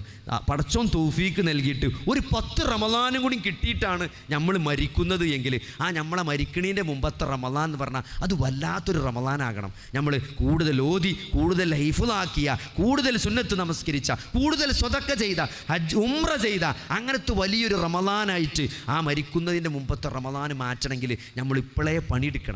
ഈ റമദാനെ പണി തുടങ്ങണം. അങ്ങനെ നമ്മൾ ദീനൊരു വൈബായിട്ട് അള്ളാഹിനെയും റസൂലിനെയും ജീവിതത്തിൽ മുന്നിക്ക് വെക്കുക. നമ്മളെ ജീവിതത്തിലെ ലക്ഷ്യം എന്ന് പറഞ്ഞാൽ പടച്ചോൻ്റെ തൃപ്തിയാണ്, അള്ളാൻ്റെ തൃപ്തിയാണ്. അള്ളാൻ്റെ റസൂൽ എന്ത് ചെയ്തു അതാണ് എൻ്റെ ജീവിത മാതൃക. ഏത് വിഷയത്തിലും അതാണ്. അതിലൊരു വൈബ് കണ്ടെത്താനും അതിലൊരു സന്തോഷം കണ്ടെത്താനും നമ്മളൊരു മാനസിക അവസ്ഥയിലേക്ക് നമുക്ക് ഉയരാൻ ഈ റമദാൻ കൊണ്ട് സാധിക്കും. വേണം ഒരു ജീവിത ശൈലി ഈ റമദാനിലൂടെ ഉണ്ടാക്കിയെടുക്കാൻ നമുക്ക് സാധിക്കും. വേണം അതിനുള്ളൊരവസരമാണ് ഈ റമദാൻ. അതിനുവേണ്ടി നമ്മൾ പരമാവധി ഉപയോഗപ്പെടുത്തുക. പിന്നെ വീട്ടിലെ കാര്യങ്ങൾ, മറ്റു ചെലവുകൾ, ബഡ്ജറ്റ് നോക്കി. റമദാൻ എന്ന് പറയുമ്പോൾ എപ്പോഴും നമ്മൾ നോക്കിയിട്ടുണ്ട്, ചെലവ് കൂടുതലായിരിക്കും, ഉപയോഗം കൂടുതലായിരിക്കും. അരിയാകട്ടെ, പഞ്ചസാര ആകട്ടെ, വെളിച്ചെണ്ണ ആകട്ടെ, എല്ലാം കൂടുതലാണ്. റമദാനിന് എല്ലാം കൂടുതൽ നമ്മൾ അപ്പോൾ കൂടുതൽ തിന്നുന്നൊരവസ്ഥ മാറിയിട്ട് കൂടുതൽ കുറച്ച് തിന്നുകയും കൂടുതൽ ചെലവഴിക്കുകയും ചെയ്യുന്ന ഒരു ബഡ്ജറ്റിലേക്ക് നമ്മൾ റമദാൻ എന്ന് പറയുമ്പം തന്നെ നമ്മളെ ചെറിയ മക്കൾക്കും പേരക്കുട്ടികൾക്കും നമ്മൾക്കും അങ്ങനെ ഒരു മെസ്സേജ് കിട്ടിയിട്ടില്ല. നമുക്ക് രാത്രി നല്ലോണം തിന്നുക, നോമ്പറക്കുമ്പം കുറേ എണ്ണക്കടി ഉണ്ടാവും, അങ്ങാടിയിൽ നിന്ന് കൊണ്ടുവന്നുണ്ടാവും, പെരയിലുണ്ടാക്കിയതുണ്ടാവും, അലോകത്തുനിന്ന് ബാക്കി കൊണ്ടത് ഓലെ നോമ്പറപ്പിച്ചിട്ട് കഴിഞ്ഞാൽ അവിടെയും കുറച്ച് കൊണ്ടുവച്ചിട്ടുണ്ടാവും. ഒക്കെ കൂടി തിന്നിട്ട് നിശാക്കും നിൽക്കാൻ വയ്യ, തറാവീക്കും ഒന്ന് മര്യാദയ്ക്ക് നിൽക്കാൻ വയ്യാത്ത ഒരവസ്ഥ. അതായത് പകൽ തിന്നണതിൻ്റെ ഇരട്ടി രാത്രി തിന്നണൊരവസ്ഥ. അത് മാറിയിട്ട് നോമ്പാണല്ലേ, അപ്പോൾ സുഖമായി, ഇനി പ്രത്യേകിച്ച് ചിലവൊക്കെ കുറവാണല്ലോ, അങ്ങനെ പറയുന്നൊരു ബഡ്ജറ്റിലേക്ക്. വെളിച്ചെണ്ണയും പഞ്ചസാരയൊക്കെ റമദാൻ മാസം നമ്മുടെ ഈ പെരയിൽ കുറച്ച് മതി, നമുക്ക് ഭയങ്കര ചിലവ് കുറവാണ് നോമ്പിന് എന്ന് പറയുന്ന ഒരു ബഡ്ജറ്റിലേക്ക് നമുക്ക് വരാൻ സാധിക്കണം. നോമ്പ് എന്ന് പറഞ്ഞാൽ തന്നെ ഇബാദത്താണ്. അന്ന് തെറ്റ് ചെയ്യാത്ത മാസമാണ്.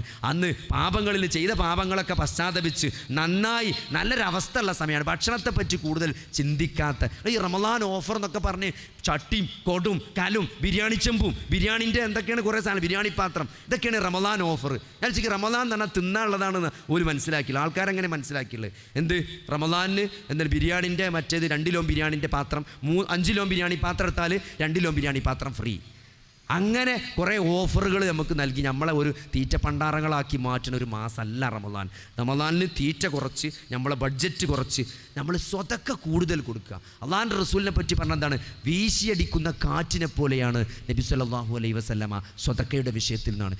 നബി അത്രയും സ്വതക്ക കൊടുത്തിരുന്നതാണ്. അപ്പോൾ നമ്മൾ ഈ അടക്കി പിടിച്ച സമ്പാദ്യങ്ങൾ മുഴുവനും നമ്മൾ ആരും മരിച്ചുമ്പോൾ കൊണ്ടുപോകില്ല, അനന്തരാവകാശികൾക്ക് വിട്ടേച്ചുകൊണ്ട് നമ്മൾ പോകുമെന്നാണ്. ആ അനന്തരാവകാശികൾ ഏത് മാർഗത്തിലാണ് ഈ സ്വത്ത് ഉപയോഗിക്കുക എന്ന് പോലും നമുക്ക് ഉറപ്പിച്ച് പറയാൻ പറ്റാത്ത ഒരു സാഹചര്യത്തിലാണ് നമ്മൾ ജീവിക്കുന്നത്. അതുകൊണ്ട് നമ്മുടെ ഖബറിലേക്ക് എന്തുണ്ട്, നമുക്ക് വേണ്ടി കൊടുത്തതാണ് നമുക്കുള്ളത്.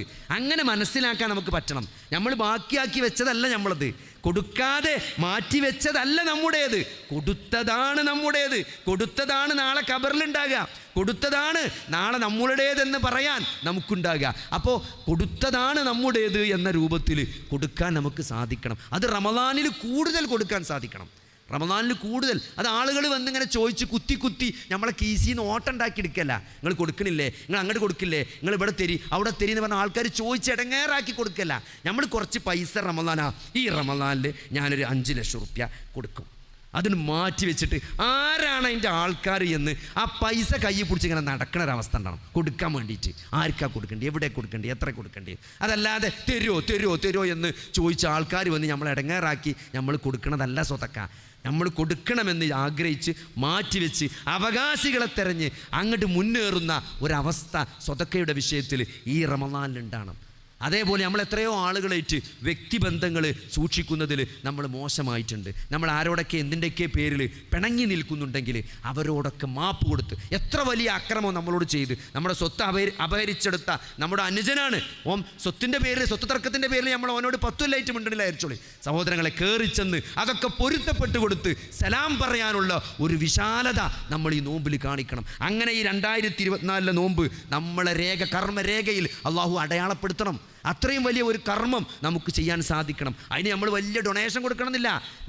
നമുക്ക് വിട്ടുവീഴ്ച ചെയ്യാൻ പറ്റിയ ആളുകളോട് നമ്മൾ മിണ്ടാത്ത ആളുകളോട് നമുക്ക് മിണ്ടിക്കൊണ്ട്, പുറത്തു കൊടുക്കാത്ത ആളുകൾക്ക് പുറത്തു കൊടുത്തുകൊണ്ട്, ഇതേവരെ നമ്മൾ നൽകാത്ത വലിയ ഒരു ഡൊണേഷൻ നമുക്ക് നൽകിക്കൊണ്ട്, മരണം വരെ ഈ ഒരു കുടുംബത്തിന് അല്ലെങ്കിൽ ഈ ഒരു സ്ഥാപനത്തിന് ഞാൻ ഇത്ര പൈസ മാസം കൊടുക്കും, അത് ഒരു വഖഫായിട്ട് ഞാൻ ഇന്ന സ്ഥലം ഇന്ന പ്രോപ്പർട്ടി വഖഫായിട്ട് ഇന്ന സ്ഥാപനത്തിന് കൊടുക്കുമെന്നൊരു തീരുമാനം ഈ റമദാനിലുണ്ടാകണം. നമ്മൾ ഈ സമ്പാദിച്ചു കൂട്ടിയ ലക്ഷക്കണക്കിന് കോടിക്കണക്കിന് റിയൽ എസ്റ്റേറ്റ് ഒന്നും നമ്മൾ കൊണ്ടുപോകില്ല സഹോദരങ്ങളെ. അതൊക്കെ ഇപ്പോൾ ഏതെങ്കിലും സ്ഥാപനത്തിനൊക്കെ ഒരു ചെറിയൊരു ഭാഗം നിങ്ങൾക്ക് നൽകാൻ സാധിച്ചാൽ നാളെ നമ്മുടെ നിൻ്റെ കബറിലേക്ക് അത് വന്നു ചേരും. അതിൻ്റെ തണലും അതിൻ്റെ ആശ്വാസവും ആ കബറിൽ കിട്ടും സഹോദരങ്ങളെ. അതുകൊണ്ട് ഈ റമദാന് അങ്ങനെ അടയാളപ്പെടുത്തണം. ഞാൻ ഒരു കുടുംബത്തിൻ്റെ, ഒരു യതീം കുട്ടിയുടെ അല്ലെങ്കിൽ ഒരു മിസ്കീന്, വിധവയായ ഒരു കുടുംബത്തിന് ഞാൻ മാസം റേഷൻ കൊടുക്കും, അല്ലെങ്കിൽ അവർക്ക് ഭക്ഷണത്തിന് ആവശ്യമായത് ഞാൻ കൊടുക്കും. അങ്ങനത്തെ ഒരു തീരുമാനം ഈ റമദാനിലുണ്ടാകണം. സ്വതക്കയുമായി ബന്ധപ്പെട്ട് ഈ റമദാൻ നമ്മൾ അടയാളപ്പെടുത്തണം. അതേപോലെ തന്നെ ഒരു ഉംറ ചെയ്യാൻ പറ്റുമെങ്കിൽ അതിന് കഴിവുള്ള ആളുകൾ ഉംറ ചെയ്യണം. കാരണം റമദാനിൽ ഉംറക്ക് വലിയ പുണ്യമുണ്ട്. അതേപോലെ നന്മകൾ ഒരു നന്മയെയും നിങ്ങൾ ചെറുതായി കാണരുത്.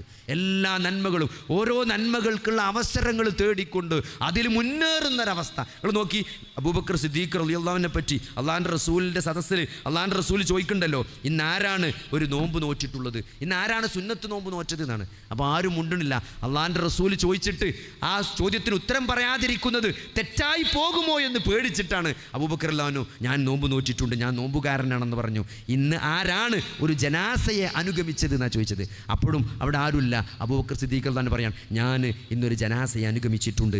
ആരാണ് ഇന്നൊരു രോഗിയെ സന്ദർശിച്ചിട്ടുള്ളത് എന്ന് ചോദിക്കുമ്പം അപ്പോഴും അബൂബക്കർ സിദ്ദീഖ് റളിയല്ലാഹു പറയാണ്, ഞാൻ ഇന്നൊരു രോഗിയെ സന്ദർശിച്ചിട്ടുണ്ട്.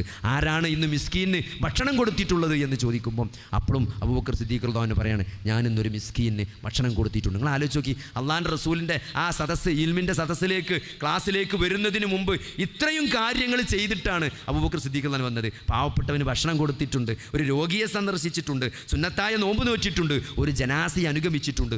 ഇത്രയും പുണ്യങ്ങൾ ചെയ്തിട്ടാണ് അബൂബക്കർ സിദ്ദീഖ് റളിയല്ലാഹു അൻഹു ആ സദസ്സിൽ വന്നിട്ടുള്ളത്. സഹോദരങ്ങളെ, ഇതേപോലത്തെ ഒരു ദിവസമെങ്കിലും നമ്മുടെ ജീവിതത്തിൽ ഉണ്ടായിട്ടുണ്ടോ? ഒരു ജനാസക്ക് പോയിട്ടുള്ള ദിവസം, സുന്നത്ത് നോമ്പ് നോറ്റിട്ടുള്ള ദിവസം, ഒരു രോഗിയെ സന്ദർശിച്ച ദിവസം, ഒരു മിസ്കീന് ഭക്ഷണം കൊടുത്ത ദിവസം. ഇതൊക്കെ ഒരു ജീവിതത്തിൽ ഒരു ദിവസമെങ്കിലും എൻ്റെ ജീവിതത്തിൽ ഒന്നിക്കണം എന്ന് ആത്മാർത്ഥമായിട്ട് നമ്മൾ ആഗ്രഹിച്ചിട്ടുണ്ടോ? ഈ ഒരു ചരിത്രം കേൾക്കുമ്പം എനിക്കും അങ്ങനെയാകണം എന്ന് നമ്മൾ ആഗ്രഹിച്ചിട്ടുണ്ടോ സഹോദരങ്ങളെ? അപ്പോൾ ഒരു സുന്നത്ത് നോമ്പ് നോറ്റ ദിവസം ഒരു മരിപ്പുണ്ടെന്ന് പറയുമ്പം ആ സുന്നത്ത് കിട്ടാൻ വേണ്ടി ആ ജനാസയെ അനുഗമിക്കാൻ പോകണം.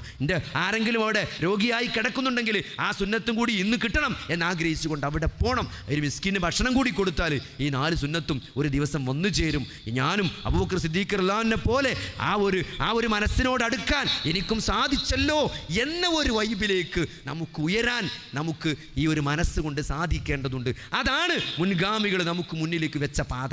ആ പാതയിലൂടെയാണ് നമുക്ക് സഞ്ചരിക്കാനുള്ളത്, നമുക്ക് സ്വർഗത്തിലേക്ക് മുന്നേറാനുള്ളത്. അതിലൂടെയാണ് നമുക്ക് മത്സരിക്കാനുള്ളത്. ഈ ജീവിതം എവിടെ വെച്ച് എങ്ങനെ അവസാനിച്ചാലും അത് നഷ്ടമില്ലാത്ത കച്ചവടമാണ്. ഈ 2 കണ്ണുകൊണ്ട് ഞാൻ എൻ്റെ റബ്ബിനെ കാണേണ്ടവനാണ് എന്ന ബോധത്തോടുകൂടി ആഗ്രഹത്തോടുകൂടി നമ്മൾ ജീവിക്കുമ്പോൾ സഹോദരങ്ങളെ, ഈ ജീവിതം അത് വേറൊരു വൈബിലേക്ക്, വേറൊരു ഓളത്തിലേക്ക്, വേറൊരു ഫ്രീക്വൻസിയിലേക്ക് പോകും. അതാണ് ശരിയായ ദീൻ, അതാണ് ശരിയായ വിശ്വാസത്തിൻ്റെ ജീവിതത്തിൻ്റെ മാധുര്യം ആസ്വദിക്കാൻ ഈമാൻ കൊണ്ട് സാധിക്കുന്നത്. അപ്പോഴാണ്, അങ്ങനെയാണ്. അതിന് ഈ റമദാൻ നമുക്ക് വലിയൊരു അവസരമാകട്ടെ എന്ന് നിങ്ങളെ ഓർമ്മപ്പെടുത്തിക്കൊണ്ട് ഞാൻ അവസാനിപ്പിക്കുകയാണ്. അല്ലാഹു സുബ്ഹാനഹു വ തആല കൃത്യമായി നമുക്ക് ഈ നോമ്പിന് ഹുക്കുമുകളും കാര്യങ്ങളുമെല്ലാം മനസ്സിലാക്കിക്കൊണ്ട് പ്രതിഫലം ആഗ്രഹിച്ചുകൊണ്ട് ജീവിതം നന്നാക്കിക്കൊണ്ട് ഈ റമദാനിലൂടെ മുന്നേറാൻ അള്ളാഹു നമുക്ക് തൗഫീഖ് നൽകുമാറാകട്ടെ. റബ്ബനാ ആതിനാ ഫിദ്ദുനിയാ ഹസനതൻ വഫിൽ ആഖിറതി ഹസനതൻ വഖിനാ അദാബന്നാർ. അല്ലാഹുമ്മ ഗ്ഫിർ ലിൽ മുഅ്മിനീന വൽ മുഅ്മിനാത്ത് വൽ മുസ്ലിമീന വൽ മുസ്ലിമാത്ത്. അല്ലാഹുമ്മ അഇസ്സൽ ഇസ്ലാമ വൽ മുസ്ലിമീൻ വഅദില്ല അശ്ശിർക വൽ മുശ്രിക്കീൻ. റബ്ബനാ ളലംനാ അൻഫുസനാ വഇല്ലം തഗ്ഫിർ ലനാ വതർഹംനാ ലനകൂനന്ന മിനൽ ഖാസിരീൻ. ربنا هب لنا من أزواجنا وذرياتنا قرة أعين واجعلنا للمتقين إماما. اللهم أحينا على الكتاب والسنة وأمتنا مع الإيمان والتوبة. توفنا مسلمين وألحقنا بالصالحين. ربنا لا تزغ قلوبنا بعد إذ هديتنا وهب لنا من لدنك رحمة إنك أنت الوهاب.